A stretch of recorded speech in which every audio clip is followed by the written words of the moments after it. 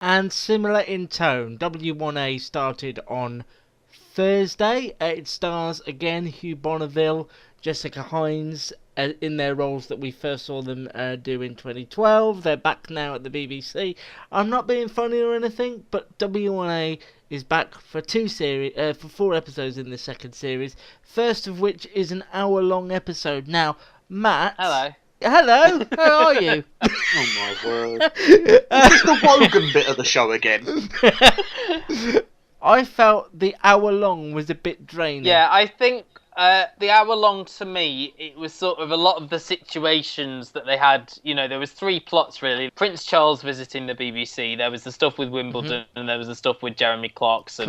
Yeah, and I thought the jokes on certainly the Prince Charles visit were sort of drawn out. Although the words "rising bollards will never be not funny," I think that the Clarkson gag benefited from the fact that since they shot it, you know, he's been sacked. All the sort of beeping and the blurring of faces and stuff, I think that helped it.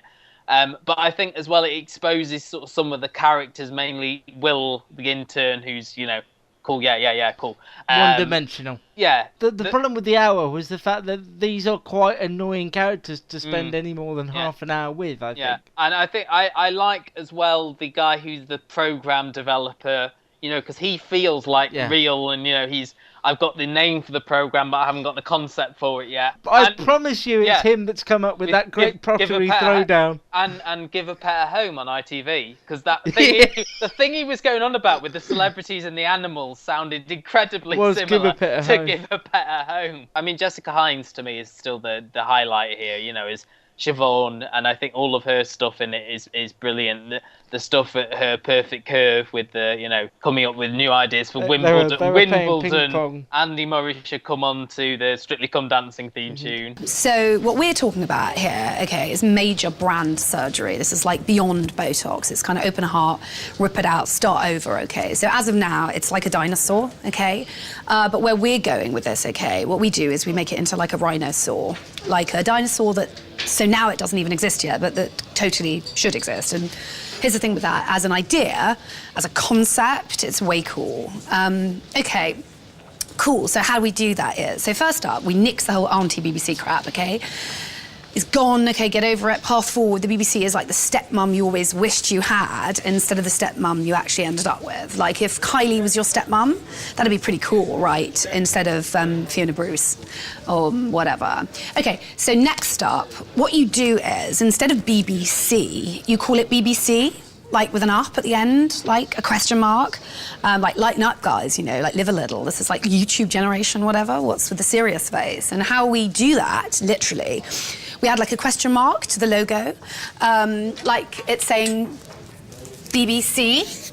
Like, you with me? You upside this, you in? And suddenly you got like instant virality right off the bat, which is way cool. And we're like, guys, that's a total slam dunk. Could even do another one, but that's just the start of it, okay? That's just like small bananas. And future forward, what you do is you free yourself of visual clutter, like logos totally. I mean, like totally. It's like logos, schmogos, guys, scene one, scene more. We're talking beyond visual here. Stop asking people to look at stuff. Who wants to do that anyway? And how you do that is, what you do is you be one of the first brands in the world, so that's like in the world, right, to have an audio logo instead of like a logo style logo. So we're halfway there already with Beep, right? But where we're headed in this period is like beep. It's pretty cool, huh?